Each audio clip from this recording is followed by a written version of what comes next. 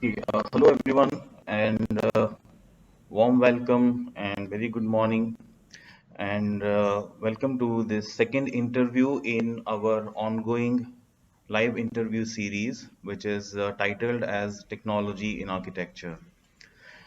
This is going to be our second interview in this series. This series, we are trying to bring people from various fields related to architecture, design, furniture design, installations, all those people who have been exploring new and emergent technologies. So, on one hand, we have people who are trying to do explorations within the structural part, and we have a few structural engineers who are also present in this series. So, in the first interview that we conducted last week, we had an interview with Professor Gurdev Singh. And on the other hand, we have the people uh, who are working with the parametric approach in architecture, design, furniture design, and all the respective fields that are related to architecture and design. I'm glad to share that today we have invited architect Jwalant Mahadevwala from And Black Design Studio, Ahmedabad. And we also have architect Adnan Makada from Architect as a guest panelist. So before I hand it over to Jwalant for his presentation. Please allow me to introduce Jwalant. Also, please allow me to introduce Adnan, and then in the end, I'll just say a few words about the presentation that Jwalant is going to give today. So let me start with Jwalant. Jwalant is a partner and principal architect at And Black Design Studio, along with his wife Kanika. Jwalant has pursued Masters in Architecture and Urbanism at Architectural Association School of Architecture, London, in the Design Research Laboratory. He furthered his professional experience at Zaha Hadid Architects in London. Jwalant's research at the Architectural Association and his work at And Black has been widely published in national and international magazines and books. Alongside And Black, Jwalant is a design consultant to Asian Heritage Foundation for a World Bank project to develop design prototypes with bamboo fish traps and natural fiber for vulnerable craft communities in Jharkhand and Nepal. He has been the recipient of many design awards, including the prestigious Best Young Architect Award 2019. Jwalant, a warm welcome on Archi Diaries. Thank you for having me. Let me please introduce Adnan. Adnan has completed architecture from Faculty of Architecture, CEPT University, Ahmedabad. He has a special interest in combining technology with architecture. He is currently running a startup known as Architect that focuses on applying artificial intelligence to architecture. For his research, he is currently associated with Google AI. Adnan has done his internship from Renzo Piano Building Workshop, and he has also won awards like Ultratech, Building for Billion, and Kohler Student Awards. Adnan, thank you for joining with us in this series.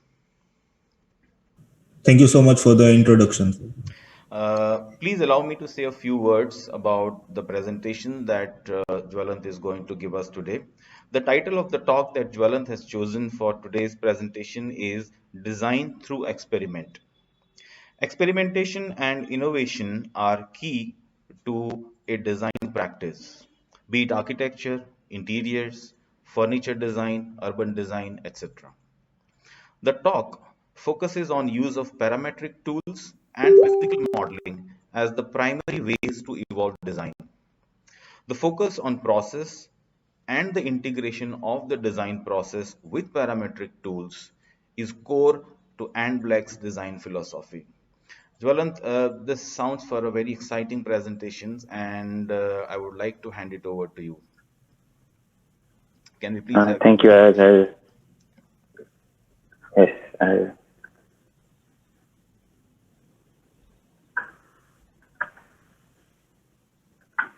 okay. I hope you can see my screen.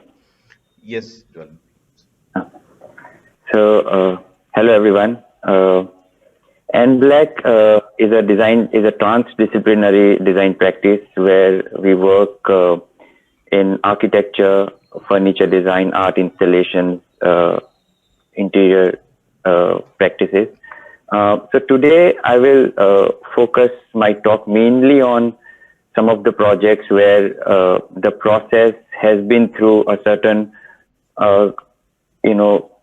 certain sets of experiments, innovations, and the experiments and the innovation has led to the design as a larger idea. So the first project we call this a wooden foliage. This was a very interesting project, and it kind of happened unexpectedly. So about 6-7 years back, we were at CEPT and doing some wood workshop, and there were this lot of balun-like wooden elements which were lying around for a long time, and we wanted to do something interesting out of that. So when you see a form, when you see a material, we have a lot of preconceived notion to use a material. So what you see in this diagram, there is a lot of baluns, and the moment we think of using it, we think, okay, it's a linear element. How do I use a linear element? And that happened to us. It kind of just blocked us, and we only thought about the linear element. After a few days, we were like, okay, let's deconstruct it. Let's go beyond what we see. So we decided to slice it and make it into whatever numbers of circular elements of whatever size, and we connected those elements. The moment we connected those elements, it started to give a property which we were not expecting, and these were actually just connected by stapler pins, and it had a kind of a flexibility. It almost became a surface which kind of self-organized itself without us being really wanting it to do a certain thing. So it was out of those 4 things we sliced, we were like, okay, this can lead us to something. Let's slice all 100, and we started slicing all of them together. And what it did after a point, so when it was 10 or 15, it was slightly moving. There's some flexibility to it, but when it went beyond 100, 200 pieces, it actually became a fabric. And that kind of really excited us, that when you kind of put things together, there is a tipping point from which it starts to kind of self-organize itself, which you can use as a designer and kind of play with it. And it was a very, very exciting moment for us in the sense because we were not expecting anything like that. And the second thing, this kind of became our first installation as a practice.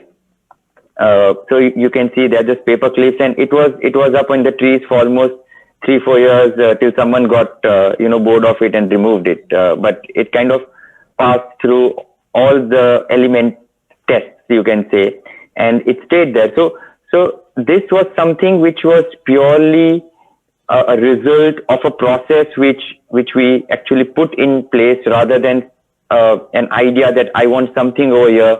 How do I go about it? The similar practice we tried with a much larger scale. So we were given logs of trees which were just lying around, and we tried and sliced those trees and created huge surfaces out of it.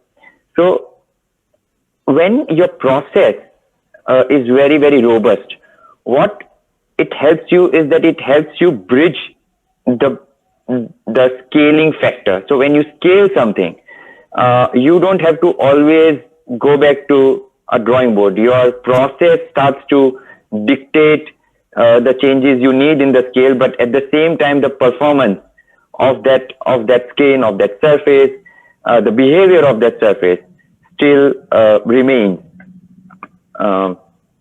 Now, what I would like to do is that I would just like to jump onto certain ideas which we, or certain things which we see in our life, not on a regular basis, but I'm sure everybody must have seen it.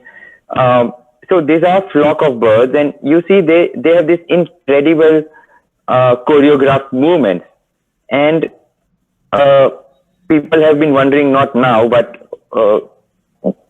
since many years, how were they possible? How could uh, you know uh, an animal or a species which does not have intelligence like us create such complex behavioral patterns, such complex forms which we ourselves are, let's say, not able to model, or not able to predict. The same thing happens with some of the fish. They create incredible uh, schools, like you can't call them flock, but they are this very, very complex movements and very complex forms. Now, how does something like this happen? So there are three main principles. There are a lot of sub principles here, but there are three main principles which happen. So there was a mathematician called Greg Reynolds. He was one of the few ones trying to figure this out. And let's say when there are a group of voids, he called them voids, so group of particles, they have to be organized. So the birds or the fish, they are group of particles here. Now, when they are wanting to fly together, they need a certain amount of separation so that the wings don't collide. So depending on the kind of bird, they will have a certain kind of separation. So you need a separation so that you do not collide. The second is alignment, that if there are 3 or 4 birds and the fifth one wants to join, the fifth one will have to align with the first 4. Otherwise, again, there will be collision. So there is a sense of alignment there. And there is cohesion, that you should not be very far. Otherwise, you are vulnerable to be killed. You are vulnerable by a predator. So these are the 3 main principles which they apply. And the 4th principle is that if there is a predator, just run and save your life. So that's why you see a lot of this choreographed movement, because there is an element or there is an obstruction which is kind of passing through it. Now, this is a computer generated model of a void. So just these 4 principles have been applied. Now there is one particle here, third particle, and you will keep adding the particle, and then you will see that they are creating a flock, right? And then there is one which will come closer to it by any chance, and then they will merge with the flock. And the flock will come together, the flock will separate, and now there is let's say a tree or whatever in the way, and then the flocks will move around, they will again come back. Now you see, the alignments are coming together. So this is a principle which is being used in a lot of movie making, a lot of architecture now, where we call things like self-organization. Now, the reason I'm showing this is a lot of this kind of principles are already present in nature. And actually, everything which we see in nature is self-organized.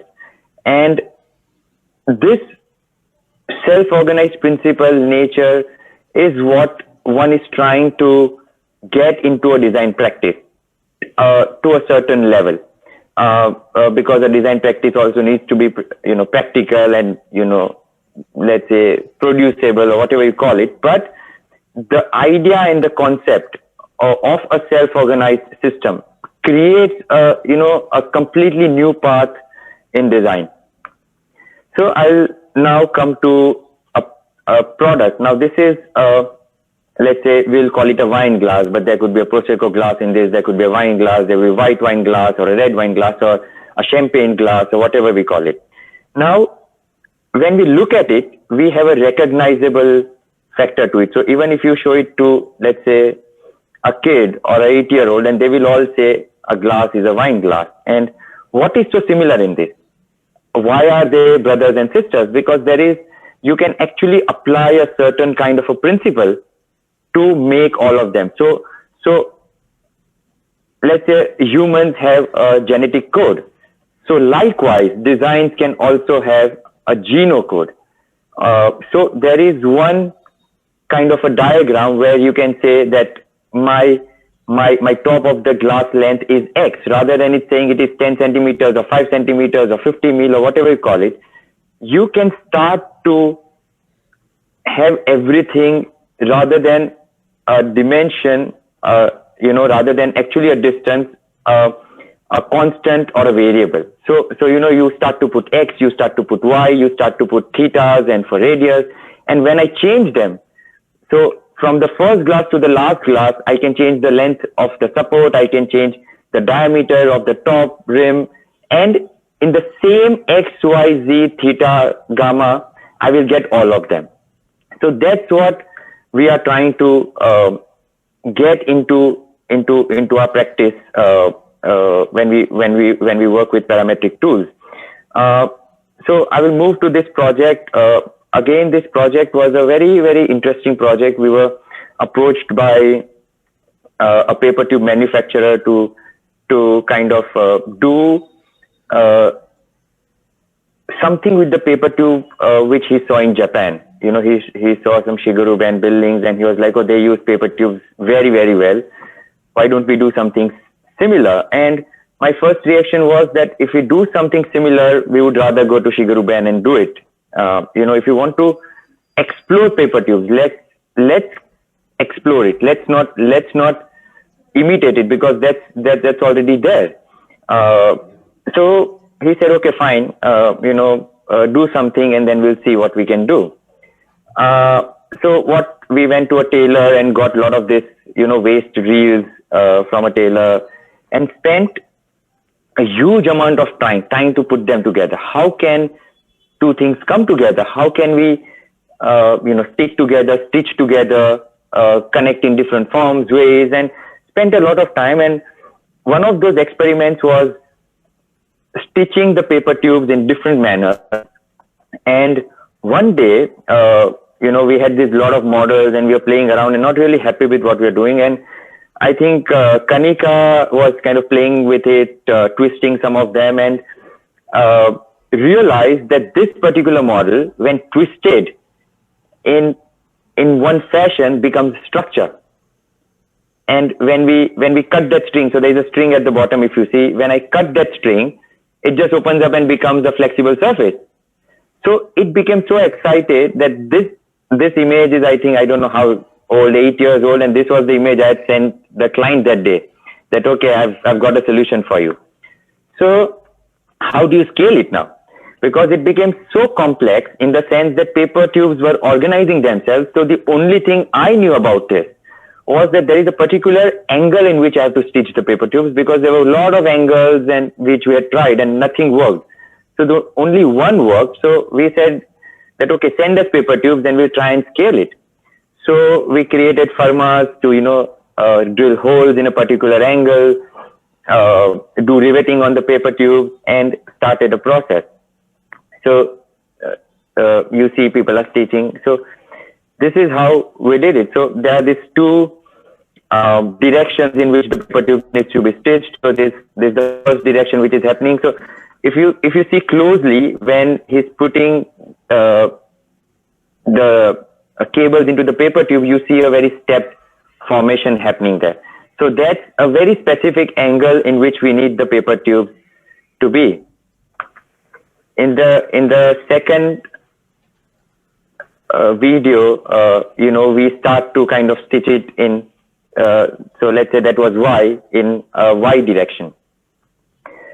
The entire structure was a flexible thing. So it had to be installed in Delhi.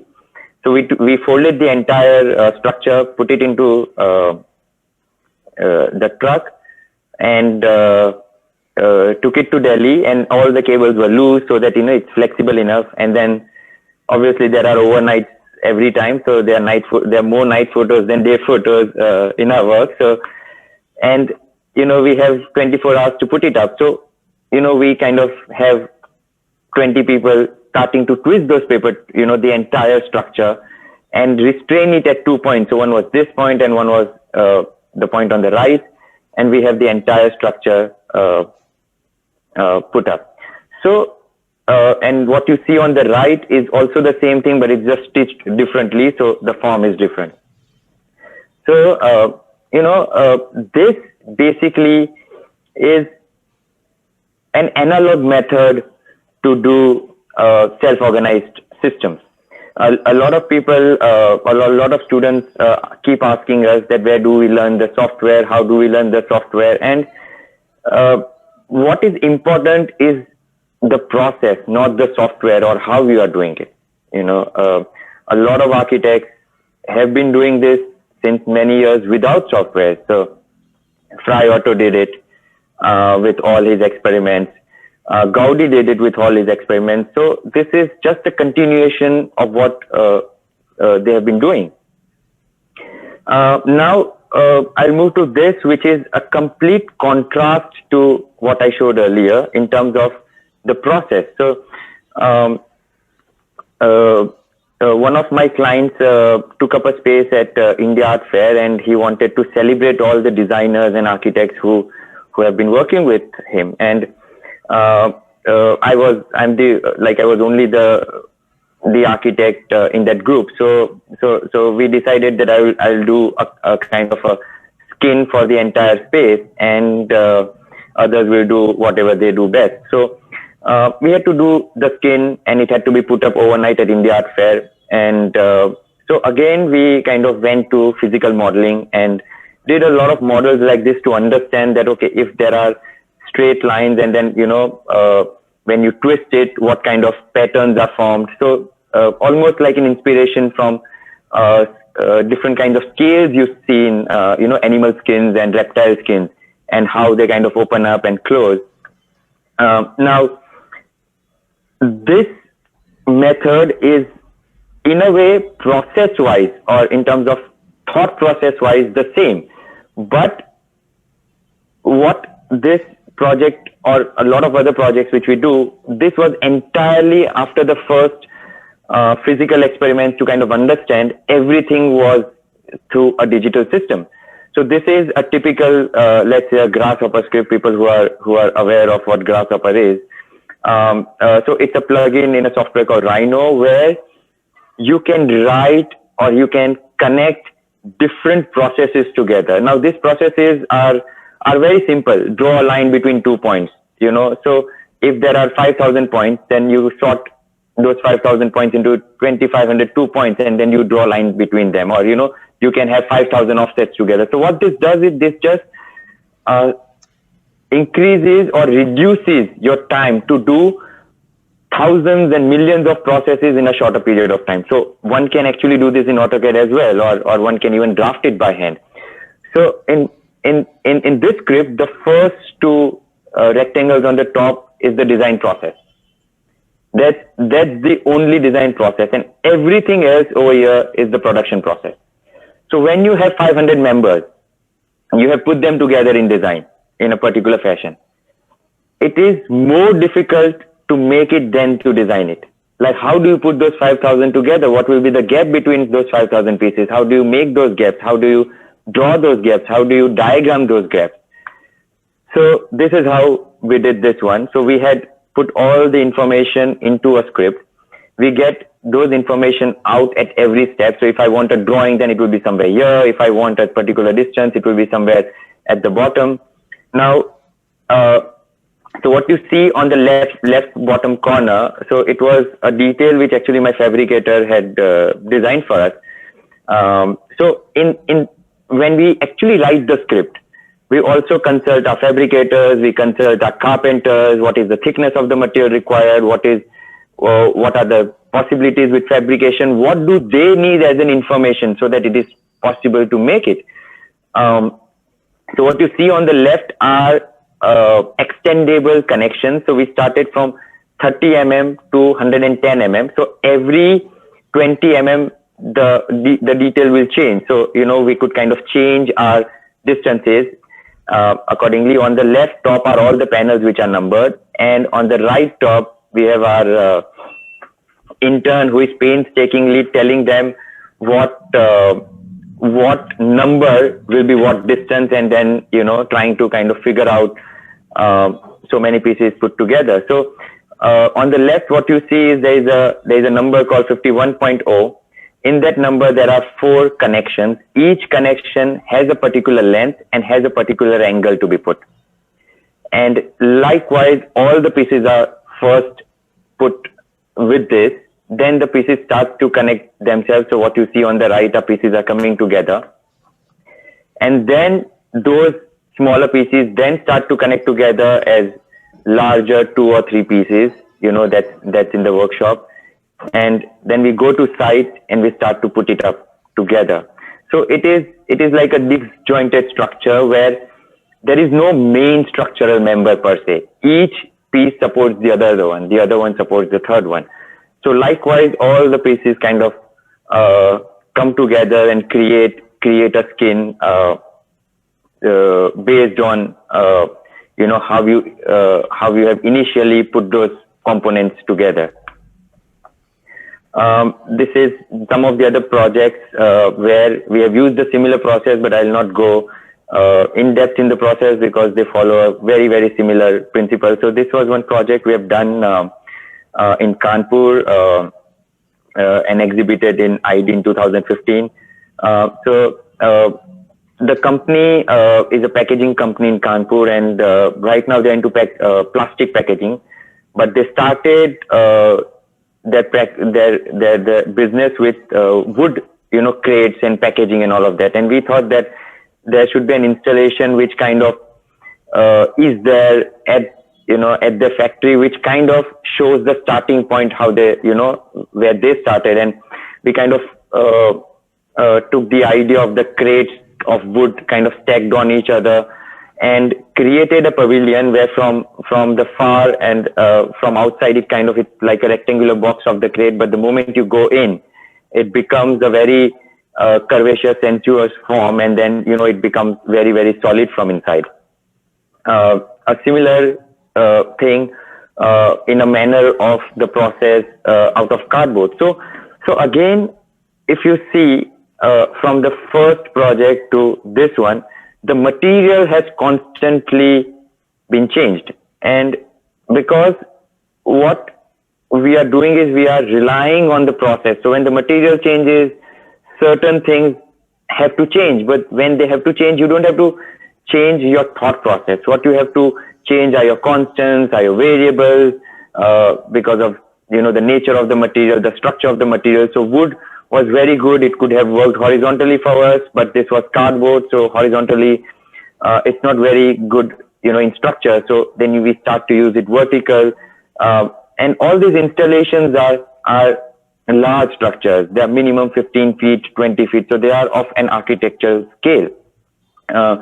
What this has helped us to do is to experiment a lot at a scale which is manageable, or which is manageable not for us to make it, but which is manageable to convince a client that we can do something which you don't see it on daily basis.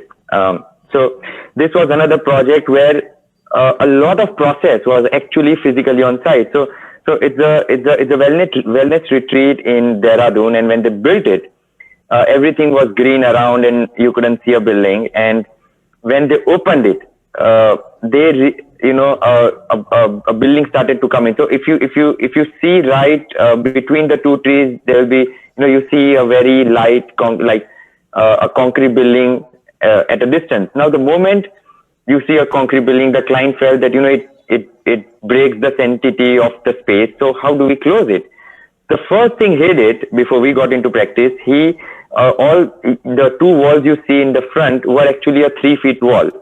So when the building was coming up, he thought, okay, I will increase the size of the wall and I will not see it. And then the wall became 4 meters and the building kept rising up. So we came into picture and he said, we want to do something here to hide that building. So I said, okay, what will hide a building? How far will I have to go from the viewpoint to start hiding a building? So we had people climb on the wall, take a huge cloth and then trying to figure out how you will twist, because if I draw a straight line, it takes a lot longer surface to hide something. But if I start to use surfaces which could be twisted, I can start to break those sight lines. And then this came into existence. So we took all the dimensions, physical dimensions on site while the people were holding the fabric, took those points into a digital medium and created a surface through that digital medium. So that is how the surface looks. So you don't see a building. at all, and the surface kind of cantilevers and twists in a manner where the entire view is blocked. At the same time, it doesn't become something which looks like a wall. So it becomes like an art installation or a design installation where someone walks in. There is it doesn't feel overwhelming. So that's how it kind of come in. So this is almost 6 meters by 10 meters in size. It's a wood structure, and it kind of over time it has become more and more and more black because of weathering. Most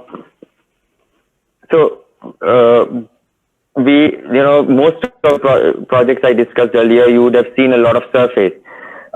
This one came to us by through Rajiv Sethi in one of the projects where the idea was to get inspired by Mukarna. So we were put with this kind of brief that we want to do a traditional Mukarna in a modern way, or in whatever format, but should not be traditional in terms of look and feel, but should still imbibe a lot of ideas what Mukarnas are. So Mukarnas, a lot of you must have seen, they are basically underside of an Islamic dome, mainly in mosques, and they are made out of let's say you can call them alphabets. So there are X number of alphabets or geometries which are put together to create a very, very, very interesting and complex form. But each one is an individual piece which is kind of very painstakingly carved and put together. So we started with a base geometry as of a Mukarna or an idea of a Mukarna, and started to play with those geometries by putting certain attraction points, by certain distortions, to create about 13 different Mukarna pieces, each one of a different geometrical, Islamic geometrical pattern. Now, this was also one of our initial projects where I was quite fresh from the idea of anything is possible coming from Zaha's office. You design something and there, you can see everything in this world. And about 8 years back, it was not so common in India, in Ahmedabad, to have 5-axis CNC mills, and even if milling was possible, it was too expensive to do it. So we actually divided the entire structure or each geometry into very small panels, and these are my hand sketches from that time, where we number each piece, and in the end, when we realized that, okay, we have numbered each piece became in total 30,000 pieces put together. So how do you connect 30,000 pieces? How do you actually convince a carpenter to connect 30,000 unique pieces? Because each piece is unique, and we came up with those diagrams where they just have to see a number and they will know which number will go. So we gave them packets of 20, 20, 20 numbers, and then they would see the number, and even without seeing the drawing, they would know how it will come together, because each laser cut piece had a marking of how much they have to cut, how much they have to let's say sand. There will be a cutout for an angle, and this is how one piece. So on the left you see a piece which is the back of a module, and on the right you see a piece how it looks in real, and the size varied from 2 centimeter of a module to 150 mil of a module. So on the left side at the bottom you see all the pieces, like one piece coming together, one larger Mukarna coming together with all the back exposed, and this is how the structure looked. Then we would kind of paint the structure. We had about 13 pieces, and we got a miniature artist to bring in the character of the Islamic Mukarnas on them, because when you see the blacks and the white, to me it looked exciting, because I was used to, and I'm used to aesthetics like this. But when we had to be part of a larger art program where the ceiling and everything had a particular language to it, we started working with miniature. And initially, I was very not very sure that how would miniature work happen on a surface like this, because they're used to painting on a flat surface. And this gentleman was amazing. He actually, at some point after the initial hesitation between both of us, started to adjust his miniature artwork based on the size of the panels. So it became a very interesting mix of two works, that he would have a pattern suddenly become bigger because the triangle was bigger, and then suddenly it would move to a smaller thing, and it became a very, very interesting collaboration between both of us. So that's how. So you see, there's a lot of flow. There are these lot of lines which you can see, and when you see all the pieces together, there's a lot of connection. But it was very difficult to photograph them. They had to be like 50 feet higher if I had to photograph all of them together in that space. Now we'll move to furniture, where we are using a similar thought process, but changing that thought process from something where you inhabit or you just perceive, to something which you physically use as a user. You sit on it. It has to be comfortable to a degree, and it has to be structural. Now, very rarely one talks about furniture as structure, but at NBlack, what we are trying to explore is how can furniture or become surfaces, or how could surfaces become furniture. And what we are trying to challenge here is a traditional notion of a furniture, let's say a chair or a bench which had 4 legs, a support, and then something you sit on and something which your back is on, and how can all of them become one. So this is we call this a Kaima bench, which is made out of steam bent wood, and it's a double curved surface. Now the reason for it being double curved is when you bend something, and if it is only single curved like a paper, it has a tendency to open up at some point. But the moment you make it a double curved surface and you restrain it at 2 points, it will not open up. So let's say you cannot open up a ball into a flat piece. Even if you cut a ball, it will remain a katora, or a hemisphere. But if I have a cylinder and made out of paper, and if I cut in between, the paper will again become flat. So it's that kind of a system. So we have one layer of wood which gets dried, then the second layers of wood, and then it becomes a surface which is structural. So when this was the first time when we did this, my carpenters were not sure if a surface will become structural. So the first thing they told me that we are making it, but don't sell it for first 4 years, because we should see if it breaks or not. That's how ingrained we are with an idea of a structure, that no, a structure needs to be a horizontal, a structure needs to be vertical, there has to be a beam, there has to be a column. In furniture case, it has to be whatever, wooden members. So we created the structure, put only point supports on that structure. So there is no horizontal frames per se, there are only point structures on that. And actually I kept it for 3 years in my studio, where my son would jump on it, or people would sleep on it overnight when they're working. And after 3 years, we sold our first piece.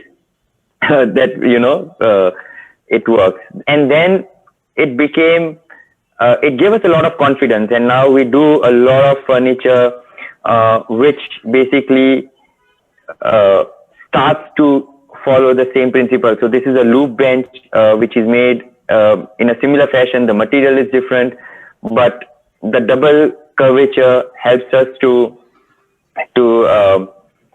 give it a certain kind of strength to the structure. Chair, again the same thing. So how far can we stretch a surface to develop interesting pieces of furniture which are to a degree utilitarian, but something which celebrates form, design, structure, material.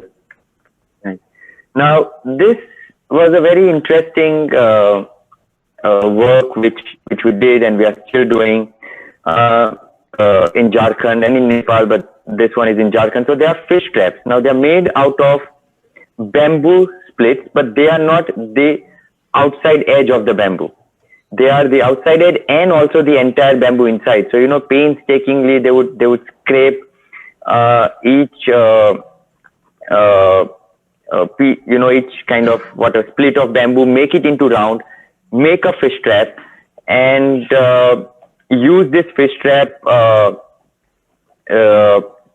during just post harvesting, to when they let all the paddy fields, they let out water from the paddy fields to catch fish. Now this costs 300 rupees only, and there is only one season where they sell it, and it doesn't get spoiled. So people can keep it for quite a few years. And again, so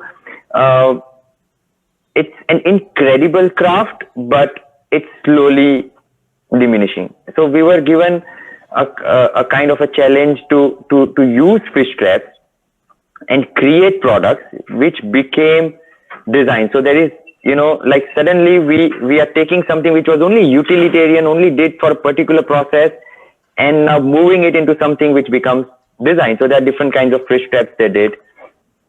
So I went to Jharkhand, spent about 20 days with them, stayed with them, and then I realized that I have to bring them here, because when I went there, they thought, okay, someone शहर से कोई आया है, बड़ी बड़ी बातें कर रहा है, but हमें कुछ समझ में नहीं आ रहा. So they had to be shown the possibilities of what a material can do. So I brought them to Ahmedabad, took them to our workshop, showed them things which we had done with wood, because one knows, okay, लकड़े से chair बनती है, कुर्सी बनती है, but लकड़े से और क्या बन सकता है. So I showed them, and that kind of completely opened their mind, and then suddenly they were ready for everything. So I showed them computer, I showed them the software which we will use to design for them, and I sat with them and I said, okay, if I give you structure here, if I give you structure there, what will happen? Will this work like that? Will that work like that? And we started to create some incredible forms which was only 30% from us, and another 70% came from them. So we created computer forms which were not final forms. We created only systems, only rings, lines. So again, a process of constants, variables, and we would give them, okay, try this, try that, and in another 5-6 days, they would come, do something on it, they would twist it, they would turn it, and they created some incredible screens, lamps out of it, and something which they used to sell at 300 rupees now costs 10,000 rupees. And, that basically benefited them immensely. But also what it did was that it gave them a kind of a courage to start trying things on their own. So, that they wouldn't need me. So even they are now making product, because we don't constantly get orders. But what they have done is that they have started to make small objects which can sell in their, weekend markets, which are no more fish traps. There are some fish traps, but then other things, because they have now understood that as a craft, it is not necessary to stick to what they have been taught. What they have been taught is a process and a skill which has been passed on. You have to move away from the image that this is what we do. What you do is what you know, and not what you are told to do. I think that is something which kind of completely changed their perception. Another example of a similar thing, we had like two mats, bamboo mats from Northeast, and we were playing with it. Okay, let's try something with bamboo mats now. So again, with those craftsmen, they had bamboo nets, and they had like, what can you do with bamboo nets? We make these bamboo nets and we sell those, and they're perfect. So I said, no, you could try something with it. And then we had paper clips in the office. So we took those bamboo mats, started to clip them in a manner that we get smaller structural forms. From those structural forms, we started to add twistings and turns to it, and what we get is a table.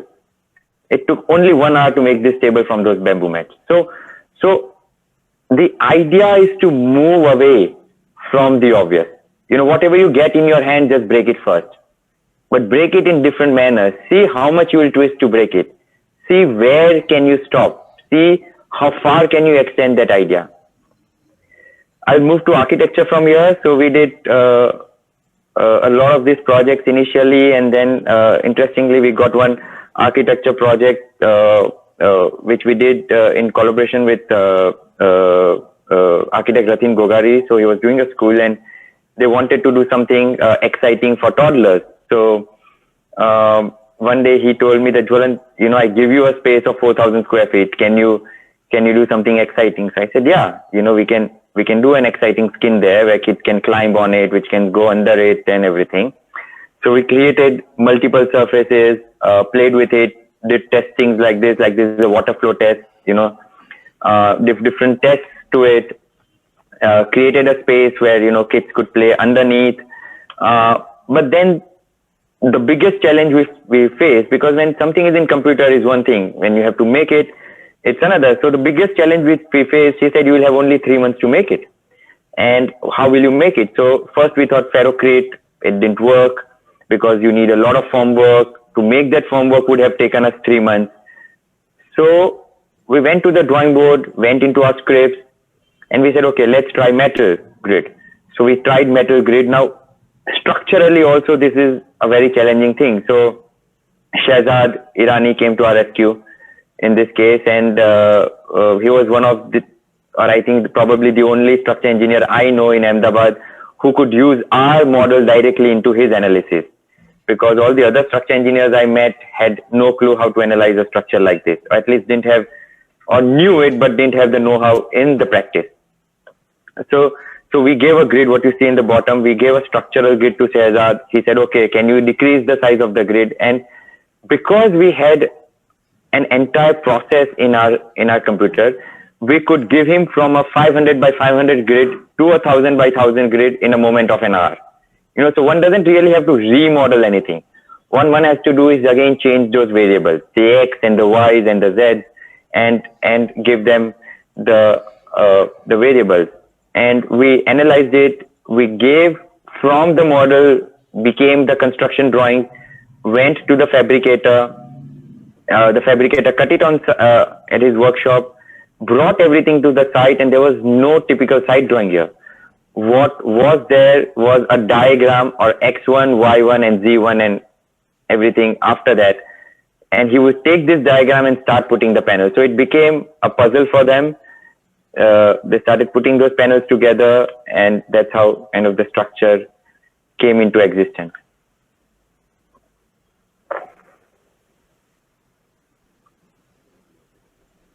So this is the work in progress. So we took about 3 months to make that entire structure.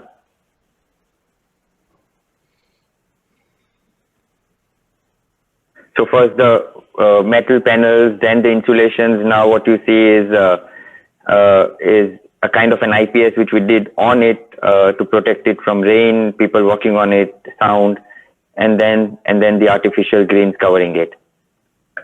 So this is something which one could access from the terrace. So the main building, you can see the main building behind, and this becomes the front part of that building for toddlers. So you see the grills and all where the kids can climb up. From the terrace, you can kind of jump onto the roof. That's the inside of it, where we have these large spaces and all those structural elements being exposed there.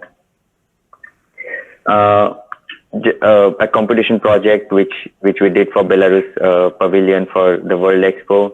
Again, the same principle of how you can code different elements coming together, and so we called it a seed, and how the entire seed kind of becomes part of a grid, and then on that grid we can have plant. Because it was in Dubai, it's a very hot climate. We decided to have the entire outer skin of grid as vapors. So from all the pipes, you would have those, misters coming out, and the entire microclimate would become cool, and one would kind of walk inside those grids through through the ramp and kind of enter the seat from the middle. So that's how we had proposed. The last project I would like to explain is a very interesting project came to us where a client of ours wanted an art gallery of a certain size put into a container and then shifted and then again, put back in. So we did a lot of exercises, and he had given us a very, very straightforward brief in the sense that I want this, this, this, and this. So let's say it has to be secured. It has to be as a 1,000 square feet of space. It has to be columnless, and it has to be put up and down. It should be secured. So a lot of things which we tried would work, but one of the things didn't work in that. So let's say if you use tensile, then one could tear it, and so on and so forth. So we came up with an idea of a folded plate structure that will take thin metal sheets, fold them or bend them, create a structure within one, connect them together, and hopefully it will stand. And again, here Shehzad came to our rescue. We did a lot of modeling, lot of sizes, lot of bends, and then he analyzed for us which one would work for a particular size, and how we can put it together. So let's say this is how, in a way, the idea was that, things would kind of start falling in place with numbers. So again, a process which is purely driven based on what you want the outcome to be, not in terms of how you want your outcome to be seen, but what you want the performance to be in an outcome. So in this case, the performance was purely structure, the performance was purely space, and the performance it has to be stacked together and put in. So all the angles of the dome, in terms of the rotation of the domes, how we enter the dome, everything came through a lot of diagramming, lot of modeling, and not that this is one idea, that is one idea, this is the third idea. No, the same idea, but how do you change your variables? How do you change your constants? What do you get? How do you analyze it? And you move forward. We started to do prototypes, and then from the prototypes, we decided to take, leap of faith and started to build this entire thing. So the entire structure, again, no drawings on the site except one diagram which said which panel goes where. Everything gets laser cut, bent at the fabrication workshops, a little bit of welding to make sure that all the joints are waterproof, and then we start to put it together. And the day which, so I think the day before this photograph, I think so, when we removed our scaffolding, and I called up Abhay Bhai and I said that, what, the scaffolding is gone and it stands. And, his reaction was, were you worried it will not stand?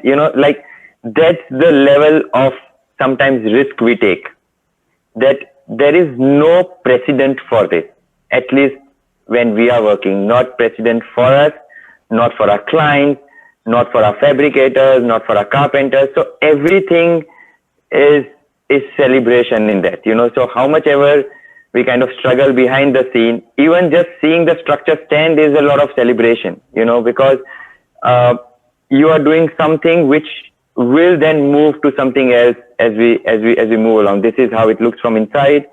Now the insulation is coming up, and we'll be done in another one, in I think a month's time, for the entire structure to be up. The roof gets covered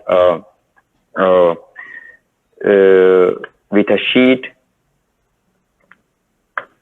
Right. So I'll leave you with this last project as a video. This is called a Flying Peacock. We did this in collaboration with 7662, Anuj and Tarang. And this is a puppet which flies 100 feet in horizontal direction, 20 feet in vertical direction. At the Bombay airport, it's like a cuckoo clock in a way, where every hour it kind of takes a flight of almost 120 feet. And again, the same process, sitting with Tarang and Anuj, they have very amazing knowledge about creating movements.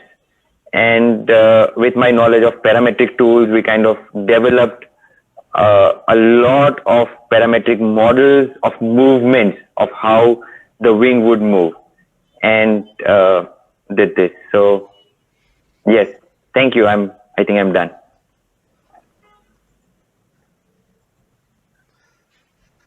Thank you so much, Jwalan. It was really fantastic to see all the projects that you have put together in line. And I was looking at your first installation, I think that Mukarnas that you did about initial projects that you said that you did about 8 years ago. And maybe at that particular point in time, the all the tools were not so much available. Now, of course, as we go along, the more and more tools are being available to you. Not only the subtractive, but also the additive tools are being introduced. So, in a way, we can say that it is becoming easier. If not easier is not the correct word, but it is. You can realize many more things that you could have imagined. So I could see that the way in time, with every installation, something new is being added in your exploration. So that was one thing that I could observe.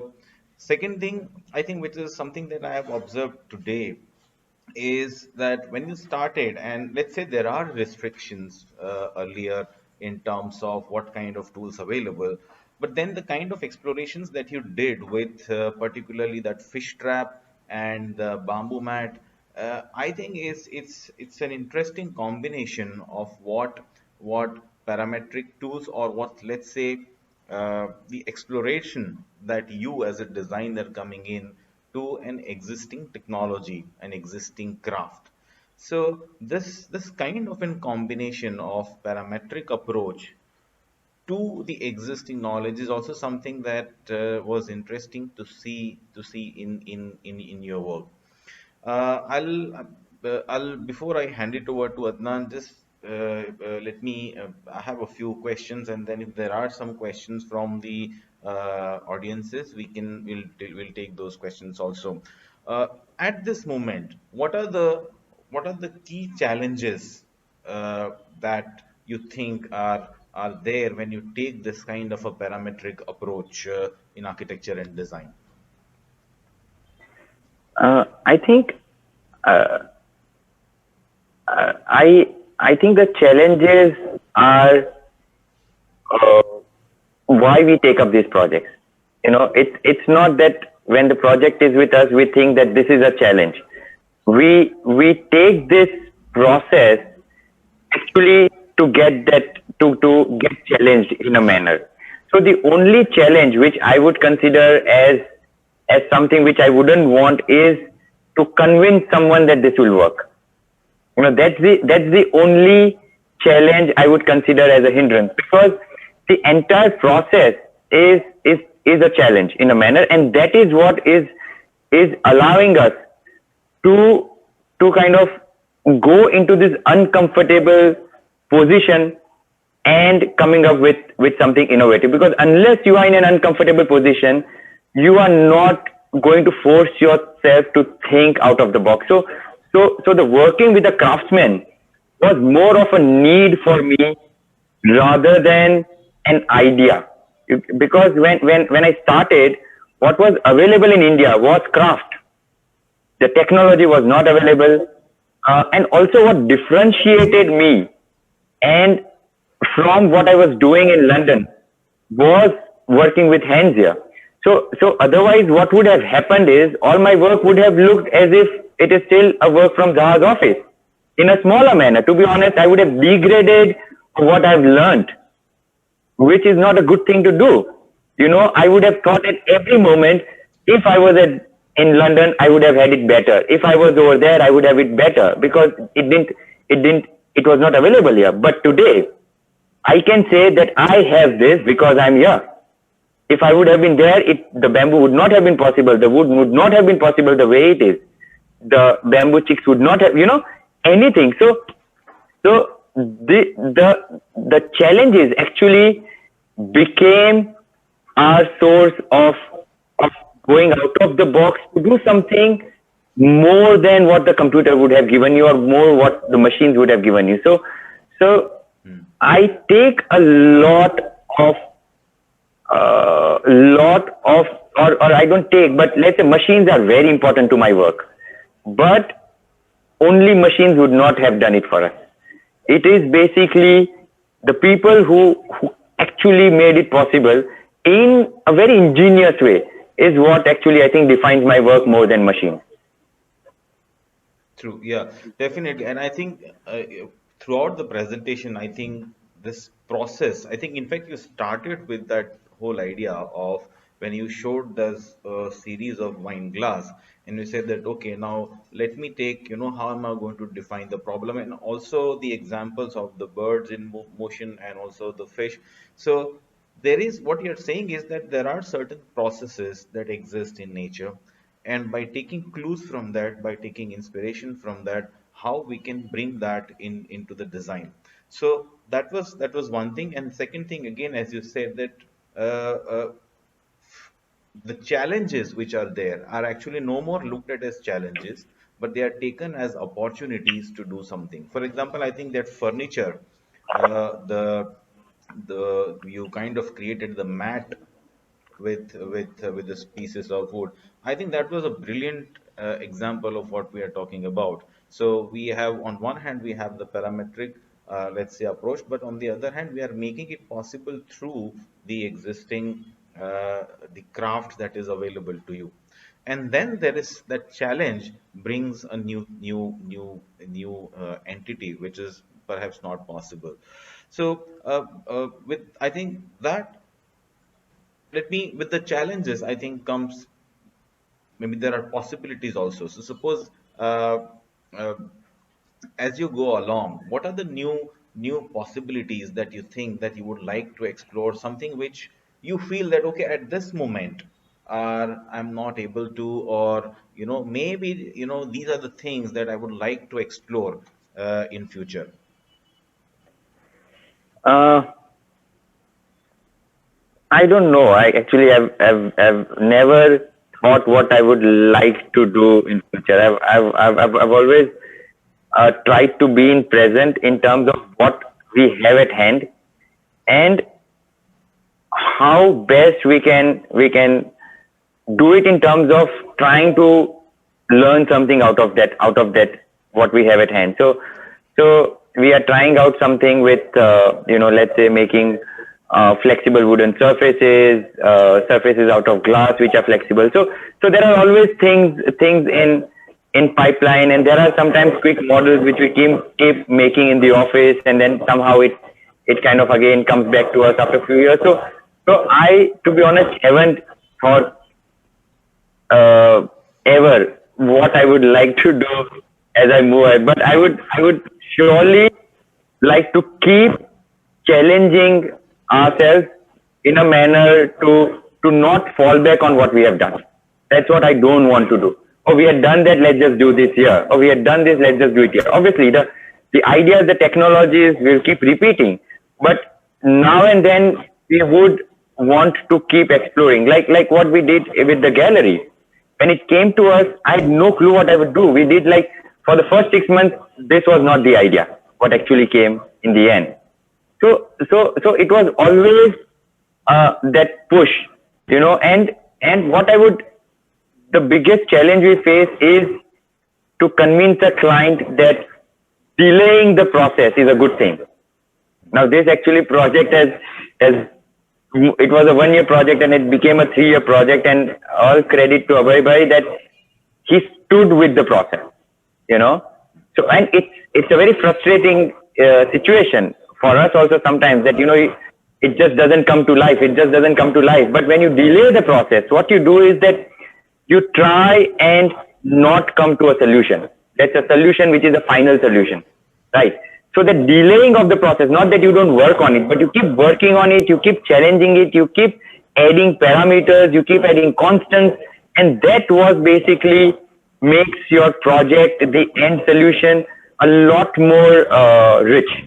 So what we try and do is we have something at hand. What can we add as a design practice to it rather than, oh, I would like to do something with glass. I've never thought like that.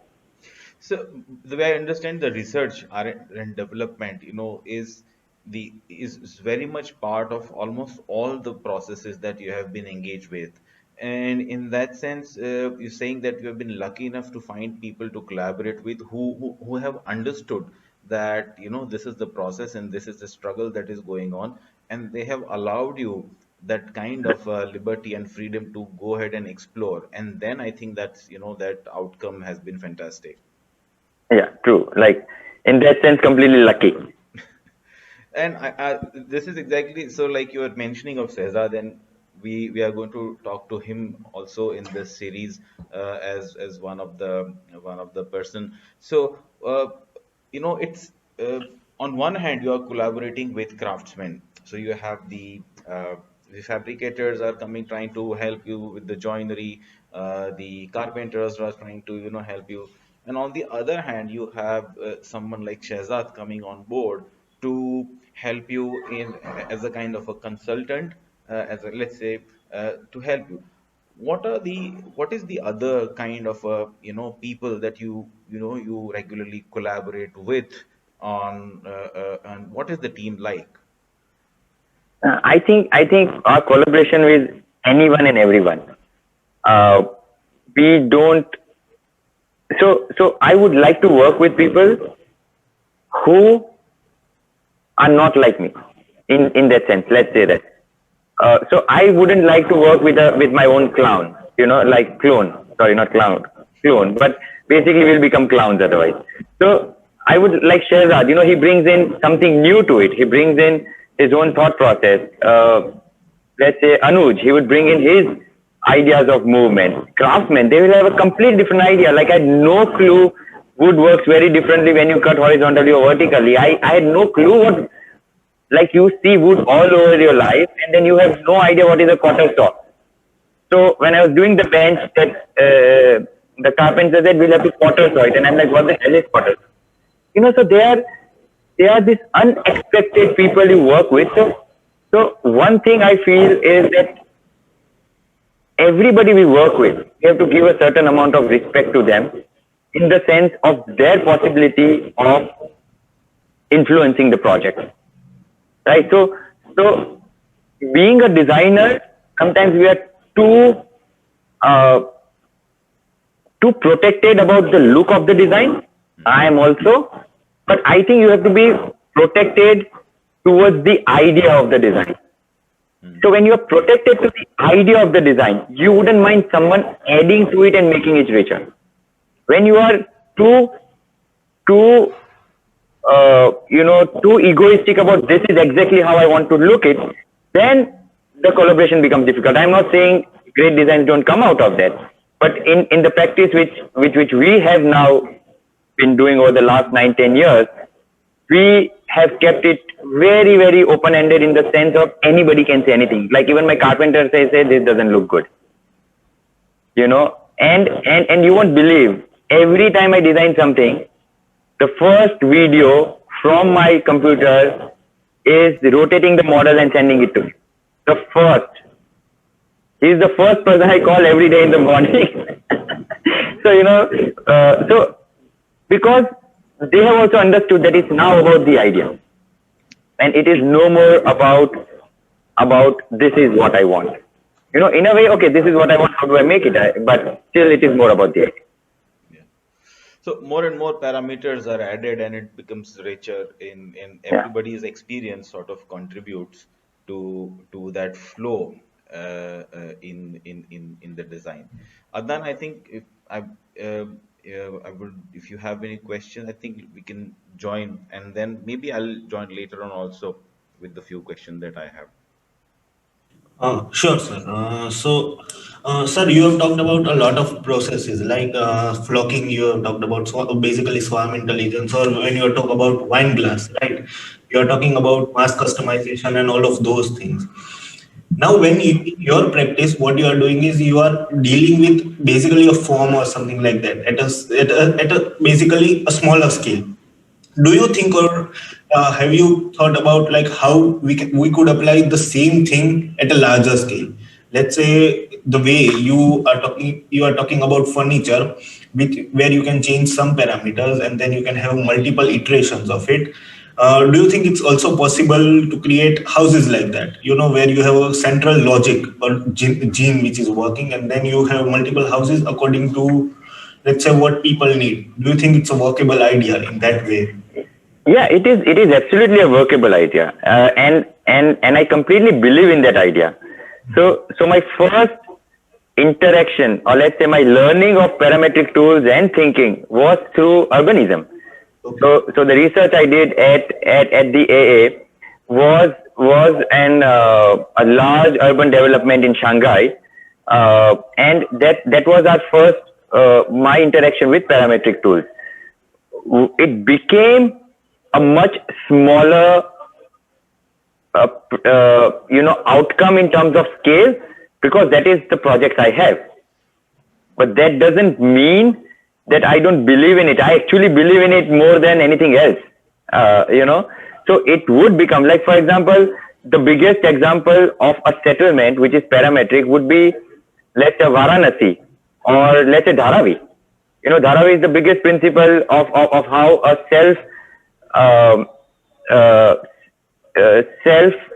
organized development could be, right? So I completely believe in it, and I think it is a way to go. Like, it could be a very interesting way to go about the entire large scale development, because when you use parametric tools, you allow certain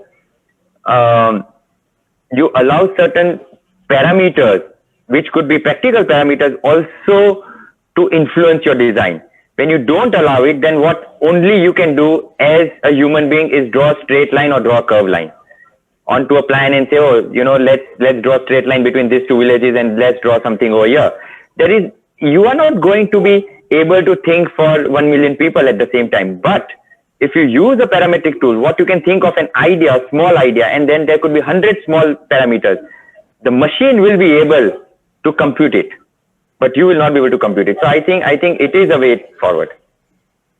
The second question I have for you is, sir said that, okay, you are lucky as you are getting such clients which allow you to do, but I'm sure it's not just luck.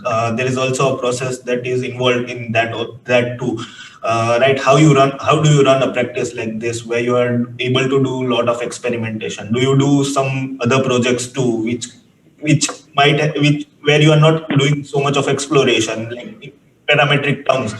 Then they just help you financially to just run the office and then allow you to that. Like, I would want to know about that process that goes behind. Yeah. So our practice is, like a lot of, sometimes what happens is that you love a process, but for us, the process doesn't mean it should have a look like that. So I love courtyards. I love courtyard houses as much as I love anything what Zaha has done. And what I believe is that what you do is a culmination of all the years you have before today, right? So let's say our head is like a lasagna. So I've had childhood memories. I've studied architecture in India. I've practiced architecture in India. I've loved minimal architecture. I've loved concrete. I've loved brick. I've worked with Zaha. So when I do something, it's a mix of all of that. So we do minimalist buildings, I do concrete buildings, I do brick buildings. If you go on our Insta page, we have even put this, and I've put straight buildings. And I'm ashamed of that. And I'm not doing that for money. I'm doing that for love of a courtyard, to be honest. So I want to explore courtyard as much as I want to explore parameters. So for me, if a project comes where they say, that we have X budget, and if I think that I can explore something like a Laurie Baker, but Laurie Baker in a manner where I put the brick, I can put it in an interesting fashion, try and use something, I would do it. I would do a steel building, I would do a glass building. But what is important is, what is your thought process when you are doing this? So everything is about thought process. It is never about images. Okay, you want beautiful images is another thing, but it is also about space. It is also about livable spaces. It is also about so let's say if I make a house, it doesn't mean it will be a gufa. Even if I love gufa as much as I don't know how I want my house to be. I think, but it could be minimal as well. So it is. These are the ideas have to be beyond the form, for sure. So whatever we make, even a surface, the surface could be rectangle. But does it have a principle? How does it become a rectangle is very important, right? So let's say the definition of a line is a curve without deflection. So a line is also a curve, but it's just that there is a deflection in a curve, and that makes a line.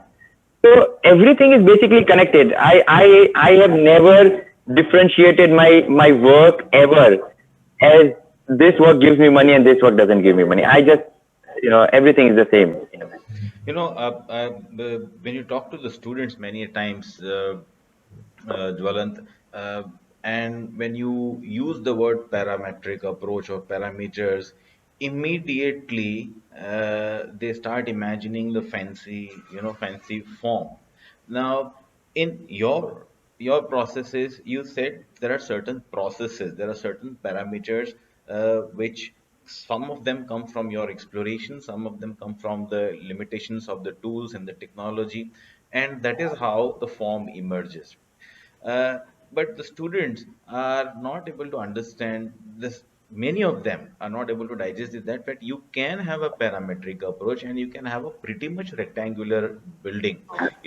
This is something that is so much, maybe it's also because of what is going around and what they see on daily basis. Instantly when you type parametric forms, and you will see those curved forms. So and I've also finding it many times difficult in the studio that I'm doing. I say that, okay, I'm actually doing a housing studio this time. So I was literally actually at one point of time was trying to and talk to Adnan, can we take this approach? Let's try and bring in Grasshopper and see how.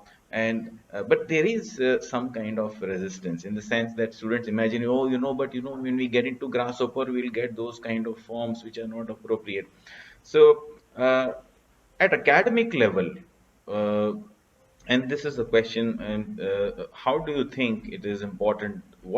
At what level they should be brought in, and what kind of what importance? What is your take when it comes to academics? See, I think I've taught at the School of Design, except for 6 years, and I took a studio called which was basically a studio which was based on these principles, but the entire idea of the studio was to not call it, or the entire idea of the studio was to just do exploration, and I never used the word parametric when I took the studio. Even in most of my projects, we try and avoid using the term parametric when we define the project, because parametric is a word like how people call green buildings nowadays. It is very, very misplaced word. Parametric design is came into existence as a word because of the parametric tools started to be used in architecture. Not that they did not exist. All the airplanes are made out of using CATIA, which is one of the most powerful parametric tools you can find. We use that at Zaha to make buildings, right? But you never say it's a parametric plane. It's a plane, right? So I think parametric architecture is a very misplaced word, that's one reason we don't really use it, but we use the term parametric tools because that's the best way to define those. Also, what I did when I taught was not to show them any images. So when I first started to take a studio, a lot of students thought, sir, show us something. We have no clue what you are saying. I said, no. The moment I show you, you are gone. So I never showed any image. I never showed any presentation. I said, take paper, take things which you have never used, make components, try and connect them, try and break them. Let's see what happens. And for first 2 months, they had no clue what they were doing. But suddenly, in the middle of the semester, they would realize that, what they're coming up with has possibilities. Some became structure, some became patterns. It could be anything. So I think what we need to refrain ourselves from is images. And the problem today on the net is actually images, because what you see your entire day, Instagrams and Facebooks and whatever, are images, right? So what we are not doing is looking behind the image. So I don't know how many students have ever picked up an IL and seen experiments by Frey. Students today, it's very, very important. So I think one should refrain themselves from parametric tools, and one should refrain, or one should be told that any parametric design, it is not digital. So there is analog and there are digital. So analog is also a computer, right? So Loom is also in a way a computer, but it's an analog computer, and there's something called a digital computer. So what are the ways one can work analogously? And when you start to work analogously, that's when you start to understand the principle. Otherwise, nowadays Grasshopper, you can download a script and do whatever you want. It will take you 2 minutes to design a building like Zaha today. But to make it, not possible, because you have not understood the principles behind it. Yeah. So I think we should restrict the use of computers when we teach parametric design, and the first part of it. Yeah. Then we should move on to the tools. Yeah, Adnan, you can add anything else, questions. We have one question from the social media. I'll try and make it shorter. It's a very long question. So there's a viewer from the Facebook and asking, how do you make this a common and go-to approach in design thinking India? We just say the general, I think, parametric approach that that viewer is referring to. So how do you make this a common and go-to approach to design thinking in India? Because Jugaad is a core to our social fabric, and R&D is a privilege that has its limits. At the same time, it's not for the lack of intellectual capital, but more from socio-economic disparities. Not to take away from your pursuits, but at some point in time, this amazing school of thought needs to be propagated on a wider scenario and localized, just like you have done with the fish capture unit. Okay, now, Yeah. if see, I think this is not R&D. What I do is not R&D. R&D is a very, very, very strong and a specific word. Actually, what I do is Jugaad. Right. Actually, it is purely Jugaad, and Jugaad is what I love. It's just a sophisticated form of Jugaad. It's a Jugaad which has been thought through and systemized. Right. So when something doesn't work, R&D becomes, it's a huge investment. And to be honest, I'm doing huge investment even in this Jugaad. So, that everybody, I understand, doesn't have a privilege in the sense of, putting so much money into R&D or into Jugaad. But yes, what is fun in India is this Jugaad idea. Even Chinese are very Jugaadu. We feel R&D or something. They are all these big multinationals. But if you move on China streets, everything they do is Jugaad. They will take something, sticks and all, usse kuch bana denge. Moped ka, two-wheeler ka, they'll make a four-wheeler which will pull their kids or which will pull some, full of Jugaad. So I think what we have with us as Indians is very, very precious, and at no point we are trying to change that. Now, the question that how does it become mass or how does it flow, I have no clue, and I've never thought of it. I don't think myself so important that what I do should become what everybody does, because I think everybody has their own idea. Even in the field of computational design, let's call it a computational design rather than parametric design. In the field of computational design, people are working with AI, like let's say the Rat Lab. Sushant is doing incredible only through digital technology, right? We are doing a mix of digital and physical technology. There are other people who are doing a mix of both. So there are Studio Symbiosis is doing a lot of a lot of digital approach. So I think as the computational design practice as well, there are many people doing different things in different manners. Some people are going through the craft way, or the making way. N Studio is doing some really exciting work. So I think it is slowly becoming slightly common, which is helping us as well.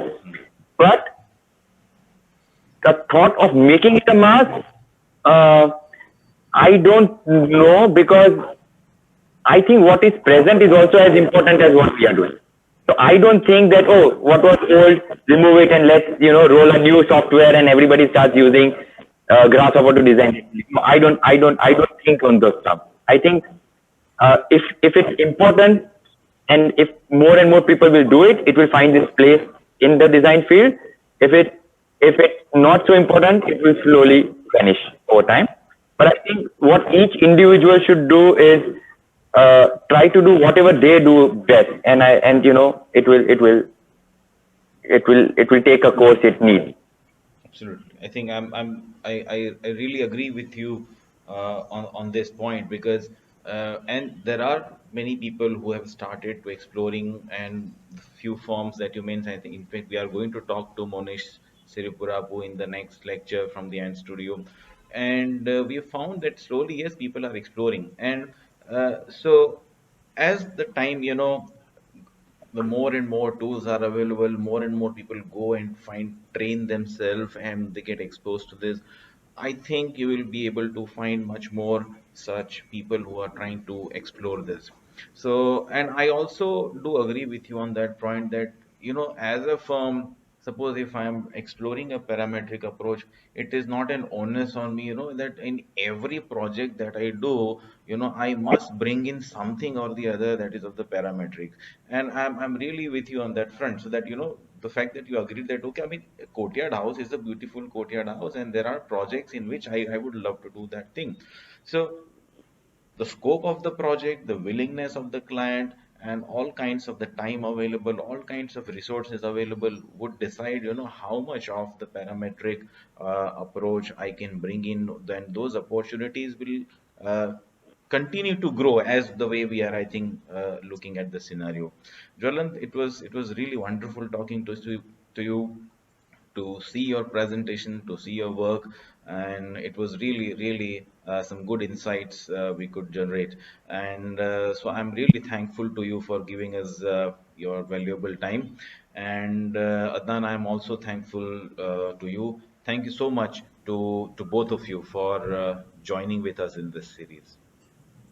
Thanks, Ayaz, and I think it was good talking, because presentations, I'm always very very that who is looking at it and who the audience and how they are reacting to it. So I'm always very skeptical of the online presenter, but I think the talk afterwards is more interesting always, which I look forward to. So it was thanks a lot, Ayaz. Thanks, Adnan, for the conversation. Just I would like to summarize. This was our second interview. We have about 5 more interviews lined up in this series.